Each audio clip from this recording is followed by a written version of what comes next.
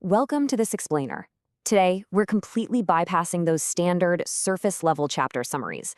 Instead, we're going to extract the hidden structural architecture behind Robert Greene's famous laws of power. We are not just looking at fun historical anecdotes today, we are uncovering a complete systems-level view of human influence.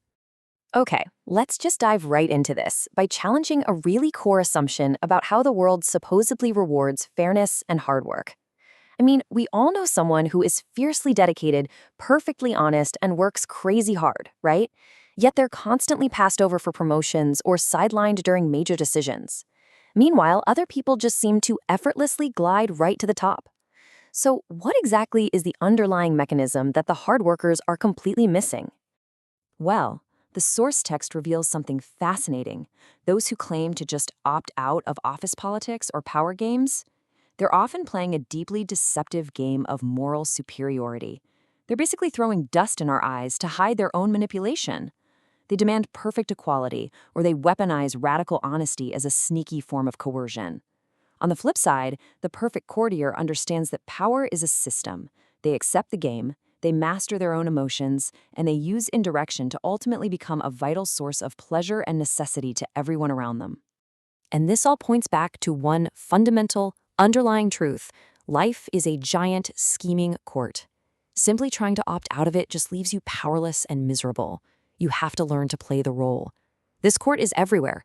It has monarchs, courtiers, outsiders, and fools. Whether you're in a corporate office, a friend group, or running a business. Refusing to learn the laws of this environment, that's literally like playing with fire without understanding how heat works. So the absolute crucial point here is that power itself isn't evil or dirty. It's an amoral system. It's like gravity, and mastering it begins with stripping away all those emotional, moral judgments. Think about it. In systems thinking, we don't judge a mechanism by its feelings, we judge it by its outputs.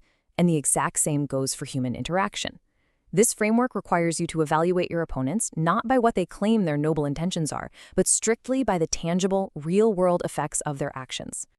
Let's move into the core anatomy of power, dependence, and information, and see how this broad worldview translates into micro-level physics. Starting with Law 11, dependence. To truly maintain your freedom, you must always be needed and wanted. You have to become the indispensable spine of the operation. Most people mistakenly think that independence means being totally alone and self-sufficient. But in a complex system, true independence actually comes from creating a web of reliance around you. The framework tells us flat out, if you create no need for yourself, you're going to be done away with at the very first opportunity. And this isn't just some abstract theory. History is full of examples. Take Bismarck, for instance. He wielded ultimate power not by brute force, but by making the King of Prussia entirely dependent on his strength. Bismarck saw that the king was surrounded by enemies, and frankly lacked the spine to deal with them.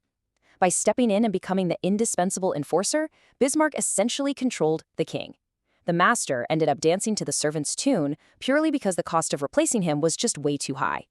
But here's the catch. Attempting to navigate this without knowing exactly who you're dealing with creates a massive secondary problem. You simply cannot map a system with bad data, which makes discreetly gathering information absolutely vital. The book advises us to pose as a friend, but actually work as a spy.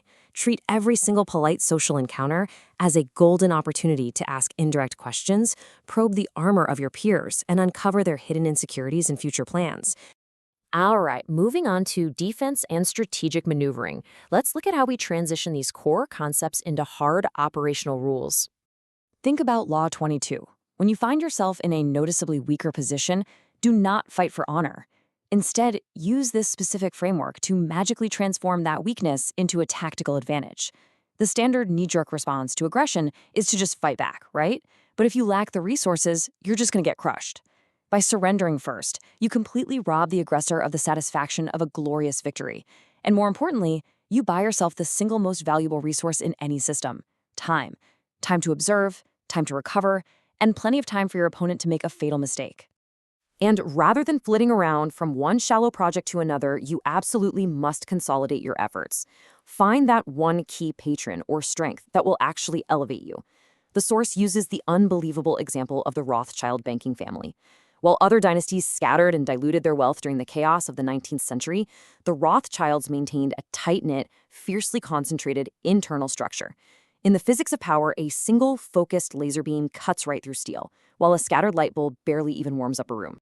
Now we have these explicit decision rules for when to actually deploy these tactics, ensuring you always act with purpose. Remember, power is a finite resource. If you swing your sword at every little buzzing fly, you're going to have literally no strength left when the wolf arrives. You should only trigger these active laws when the stakes demand it, when you have a crystal clear, multi-step plan mapped out to the very end, and when you're facing genuine resistance that requires actual systemic change.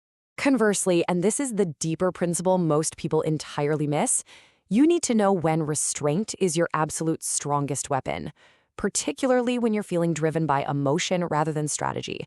Listen, if you're angry, frustrated, or just reacting impulsively, any power play you attempt is going to be sloppy and leave you totally exposed. Impatience is a massive impediment here. Sometimes the absolute most potent action in a volatile system is to just sit back, do nothing, and let the system correct itself. Next up, controlling the game with bait and options. Let's see how the architecture of power lets you shape the environment so well that your opponents actually choose to play by your rules. A classic error is mistaking aggressive action for effective action. True systemic control comes from keeping the initiative and making them come to you. The text highlights this brilliant moment where Talleyrand actually baited Napoleon into escaping from Elba.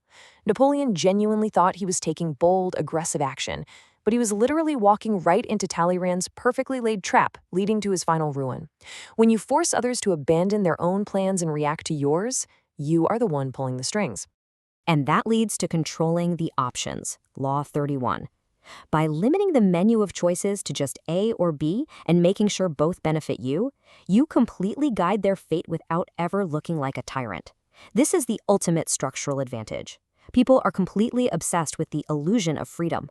If you force them, they will rebel. But if you present them with a choice, even if it's just between the two horns of a bull, they feel like they're in control. They willingly march in the exact direction you designed for them. Let's wrap this up with the mindset of mastery. To really internalize this entire thinking system, we have to make one final philosophical shift. Law 48 tells us to assume formlessness. By taking a rigid shape or broadcasting a highly visible plan, you basically paint a giant target on your back. The ultimate defense in the court is total adaptability. Everything in human systems is constantly in a state of flux. If you rely entirely on one set of rules, one specific ally, or one rigid strategy, you make yourself fragile. But by remaining formless and completely fluid, your enemies have absolutely nothing solid to grasp onto, and their attacks just pass right through you. Because ultimately, mastering these laws isn't really about outward manipulation at all. It's about the relentless conquest of your own internal emotional reactions.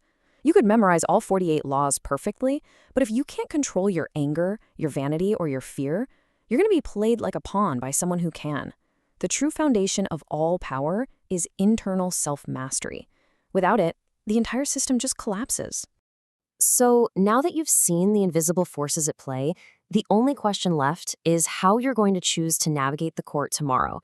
You now possess the frameworks, the decision rules, and the mental models to completely decode the behavior of everyone around you. You are no longer blind to the system. So will you let circumstances dictate